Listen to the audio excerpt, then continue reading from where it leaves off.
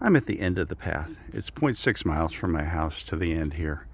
This just opens up into a pasture. Those white trees are Bradford pears. There's a pink tree. It might be a redbud Judas tree. And the other ones are not quite blooming yet. 4 or 5 more days, little rain, little sunshine. I think they'll be blooming that pinkish, reddish. I can't remember which they are, but they're very pretty when they do bloom. They're just on the cusp. And then back behind them are the mountains, obviously. And the one with the tower on it, the tallest one, is Mount Pisgah. So I'm going to turn around here and show you what I've been walking. And this is the old logging path. There's a pond down there. There's a creek that runs another creek. An intermittent, but seemingly more permanent, or more running more often than the other intermittent stream. And the permanent stream, of course, is permanent regardless, it seems, of how little rain we get. But beautiful day again. Actually pretty warm.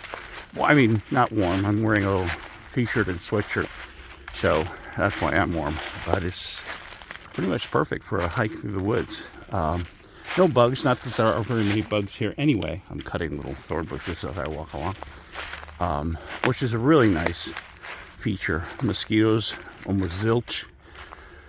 Any other kind of flying bugs, we have little no-see-ums that can be a pain sometimes, but they're not that common either. So it's just you would think you'd be in the middle of the woods and you'd be eaten alive at some point during the year, but it's never is the case, which is just an absolute pleasure coming from the Midwest. My cutting of all the thorn bushes were almost impossible to walk through for about, I'd say, 50 yards on this particular path at some point. I really devastated them, and some of them tried to grow back, but I made them so they were cut back so far that even if they do grow another few feet this year, they really won't occlude the path. And here I'm coming up to the other little stream that runs more often than the other intermittent, but it is also intermittent, and it runs down into this little pond down there, and then that, I think, overflows into Lake Rugby, which then overflows into the French Broad, which is only about 1.5 miles from here. And the French Broad runs north, combines with the Pigeon River, turns into the Tennessee River, runs into Knoxville, goes into the Ohio River, Mississippi, and then empties in the Gulf, believe it or not. So you would think it would go to the ocean. I always thought it did, but it doesn't.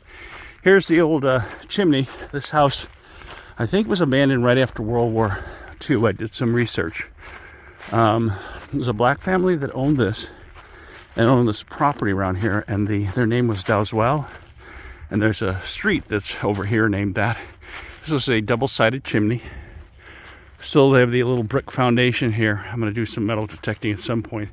I had planned to do it this winter. It just didn't happen with all of my other projects and such. And one of those things that I should have done, but I somehow couldn't justify it because I had so much work to do in my little brain.